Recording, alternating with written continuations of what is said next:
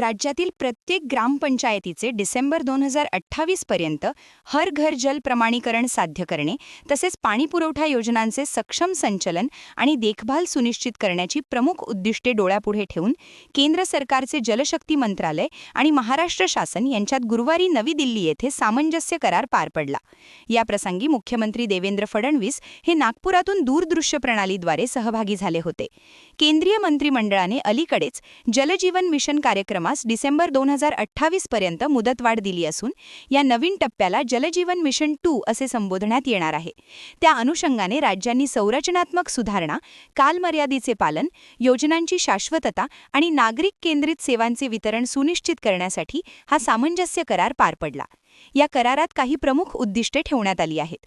त्यात प्रामुख्याने जलजीवन मिशन अंतर्गतच्या कामांची प्रभावी अंमलबजावणी आणि देखरेख करणे, ग्रामीण भागातील नळ पाणी पुरवठा पायाभूत सुविधा पूर्ण करून त्या ग्रामपंचायतींकडे हस्तांतरित करणे तसेच डिसेंबर 2028 पर्यंत राज्यातील प्रत्येक ग्रामपंचायतीने हर घर जल प्रमाणीकरण साध्य करणे या मुद्द्यांचा प्रामुख्याने समावेश आहे।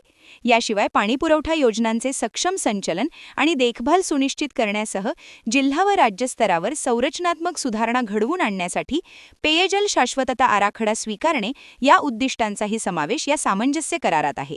कॅमेरामॅन सचिन सह सनी भोंगाडे, शंखनाद न्यूज, नागपूर।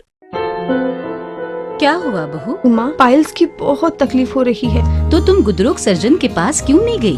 देखो, जैसे हार्ट के लिए हार्ट स्पेशलिस्ट, ब्रेन के लिए ब्रेन स्पेशलिस्ट, तो पाइल्स के लिए पाइल स्पेशलिस्ट क्यों नहीं? स्त्री हो या पुरुष, टॉयलेट में तकलीफ केवल पाइल्स ही नहीं और भी कई प्रकार के गुदरोग तथा कैंसर भी हो सकता है। इसीलिए इसकी प्रत्यक्ष जांच जरूरी है। ठीक है माँ, पर जांच के लिए हम जाएंगे कहाँ? वही काले आयुर्वेदिक पाइल्स हॉस्पिटल में। लेकिन माँ, प्रेगनेंसी में पाइल्स की दवाइयाँ? प्रेगनेंसी में आयुर्वेदिक दवाइयाँ सुरक्षित होती है। जनहित में जारी काले आयुर्वेदिक पाइल्स हॉस्पिटल, औषधि चिकित्सा तथा सर्जरी ट्रीटमेंट उपलब्ध। हमारा पता उमरेड रोड, दिघौरी बस स्टॉप के पास, नागपुर। अधिक जानकारी के लिए वेबसाइट पर जाएं kalepileshhospital.com।